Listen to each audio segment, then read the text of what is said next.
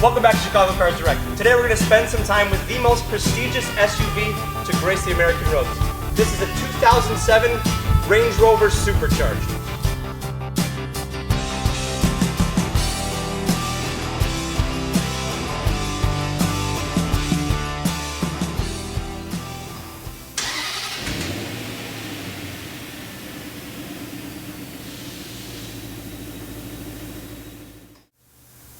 Under the hood of the Range Rover Supercharged, you're going to find the 4.2-liter supercharged V8 engine. This they use in the Range Rover Sport model Supercharged. This is in the Jaguar XJR, the XKR. But they've used this for a while now, and it's been a bulletproof engine.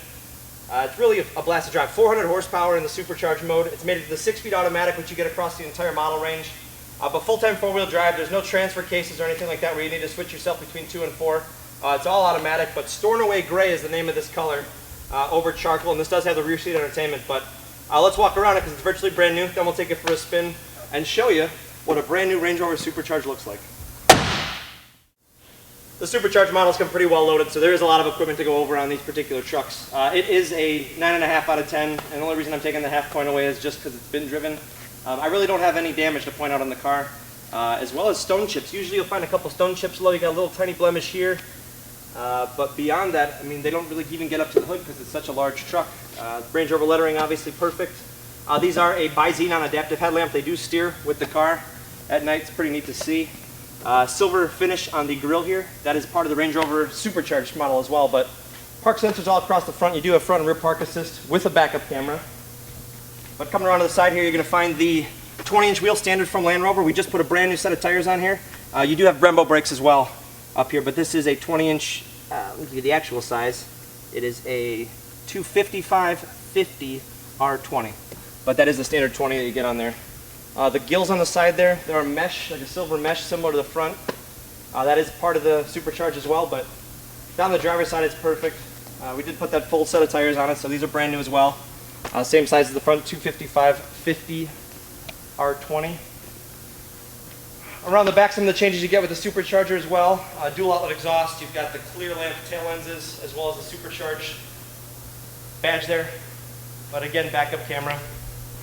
If you'll notice the black badging on the Land Rover symbol, that's indicative of the Supercharged models because that was the original Land Rover badge, but the black one they brought back for the Supercharged models. They went to green as part of a green initiative, but the passenger side is stunning like the driver's.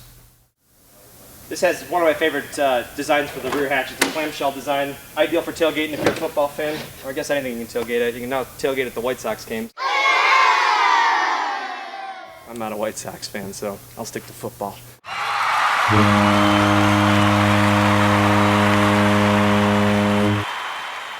But check this out, you can hang out back here. Got the rear floor mats. This is for the rear seats. We've got the fronts already up there, but we'll show you with the picture as you see right here.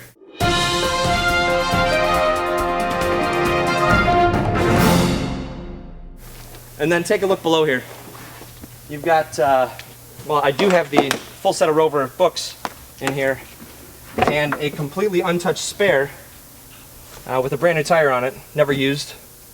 Back here you have the drive for the navigation and also the 6-disc CD changer for the DVDs in the rear headsets. Take a look inside. The interior on here is stunning. It's a non-smoker car, so it still does smell like leather. But I am on the access height. It's easy for me to get into. Just step right in. And visibility like no other truck you can imagine. You do have a power tilt and telescope steering wheel here, so you can raise it to whatever distance you so choose appropriate. Automatic setting here for the Xenons.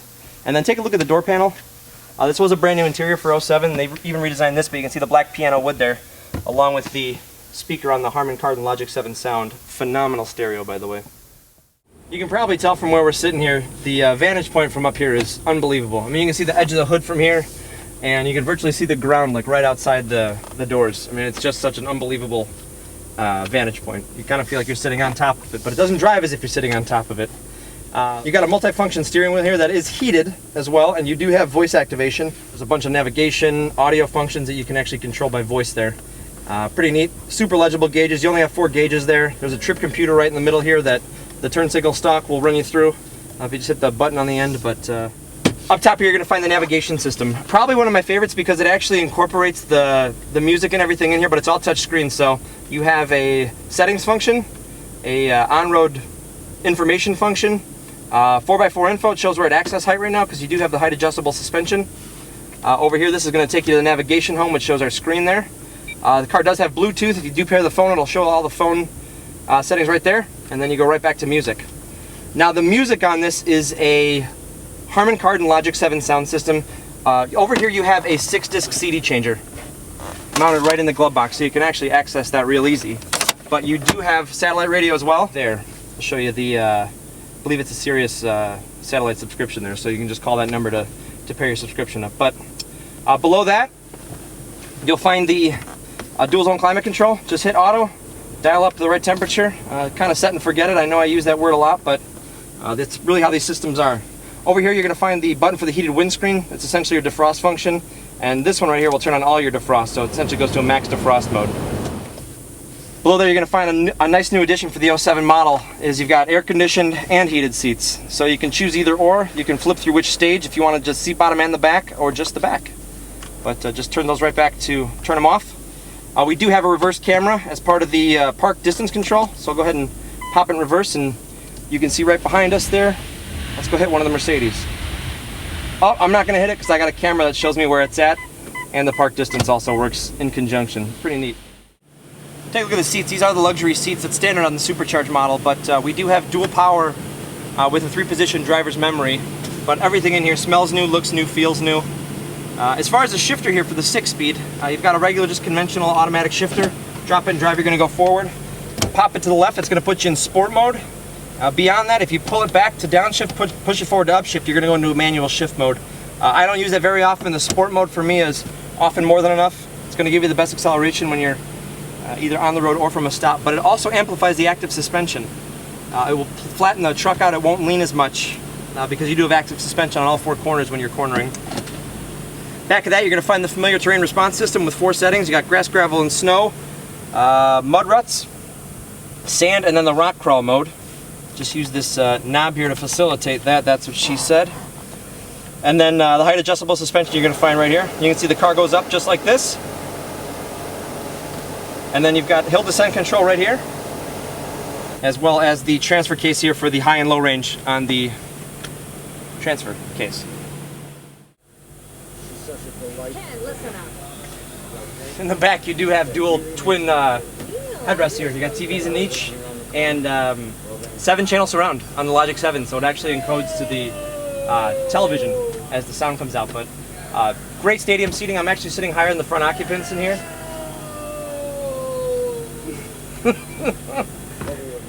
You also have individual climate back here, as well as the outboard heated rear seats. So people on the outside here do get a toasty butt and your individual climate control that can be defeated from up there. And then with the rear entertainment system, you've got an auxiliary input for audio for the front, and then a video control. So if you wanted to watch a separate player or use like a video game system, you have that option back here.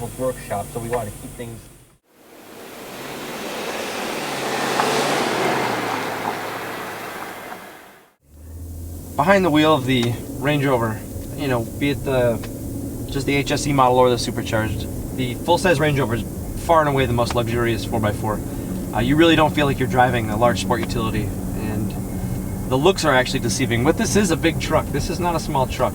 If you look dimension-wise, I think they're very close to like a Tahoe or a short wheelbase Escalade. But extremely solid. Active suspension soaks everything up perfectly. In sport mode, it keeps the truck nice and flat, even makes it feel a lot smaller than it actually is again. But BMW did engineer it, so you've got BMW feel in the steering as well as the throttle and controls. This shifter is very similar to what you'd see in a BMW, but the car's overall dynamics feel more like the newer S550 Mercedes-Benz, just very damped, very powerful at the same time, which is why I love the Supercharged model. But I love the layout, I love the redesign of the interior, and this thing looks awesome. I could tell I was getting a few looks in this. I did drive it home last night and went out for dinner, and I got a few looks in it, and I forgot I had not been in one of these in a while, and it looks great. It's just a pretty sexy truck in a way.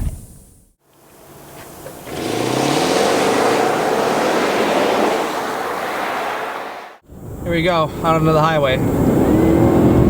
Got in sport mode, which is going to tighten the suspension up, and you actually do have Brembo brakes, but what's crazy is it actually flattens itself out. It's no small truck by any means, but the athletic prowess of something of this size, I mean, it's definitely well above par. And you still have a lot of pull from this engine, which is like, come on, let's go, and here we go. Barely hear the faint whine of the supercharger, but pulls all the way up. Wow. Wow. Well, I'm definitely gonna slow down there.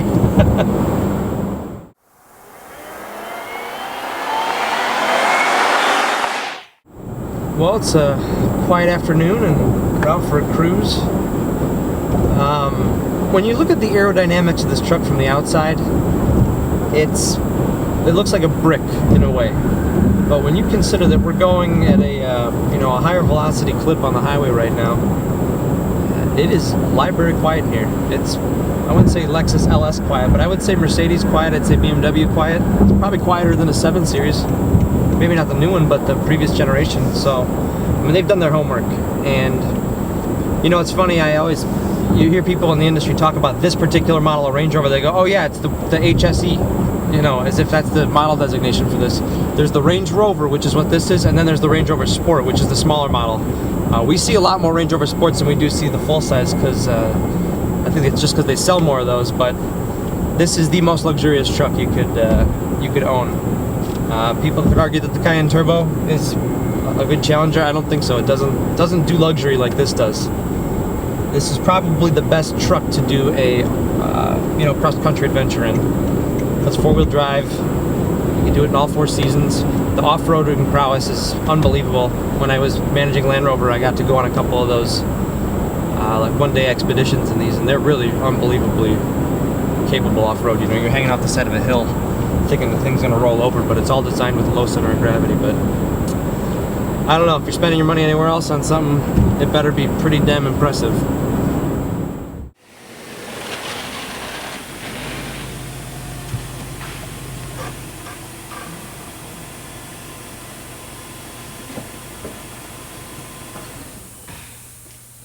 You know, I don't know how people couldn't like this. I mean, it's distinctive, it's luxurious, it's fast, it's comfortable. It's really like a sport utility that I guess could probably assimilate the most of the S-Class. Even more so than the BMW, because BMW really did initially engineer this platform, so it really drove a lot like a BMW, but they've made some great improvements. In the 07s, a lot more sound deadening material, not that it was bad to begin with, but probably one of the nicest driving trucks on the road, because guess what, at 90 to 100 miles an hour, it's as quiet as virtually any luxury sedan you can find out there. And I only know that because I've done that on a racetrack. In my hand here, I got some great information. I've got a copy of the Carfax and AutoCheck Vehicle History Report. It's a one-owner car on both, just a couple of registration events, and that's essentially it, but it does score perfectly. On the other hand, I also have the original window sticker on here, and as I said, the supercharged models really do come loaded. The only option on this car is the rear DVD system, $2,500 option at that, and the MSRP on this new, $95,250, so no small chunk of change. But check us out on our website. You'll find it at chicagocarsdirect.com, where you'll see a ton more photos of it. And when you're done with that, check out our YouTube channel. It's youtube.com/chicagocarsdirect. And we're on Facebook now, where we're seeing a lot more of our friends. But thanks for spending some time with us. We'll see you again next time.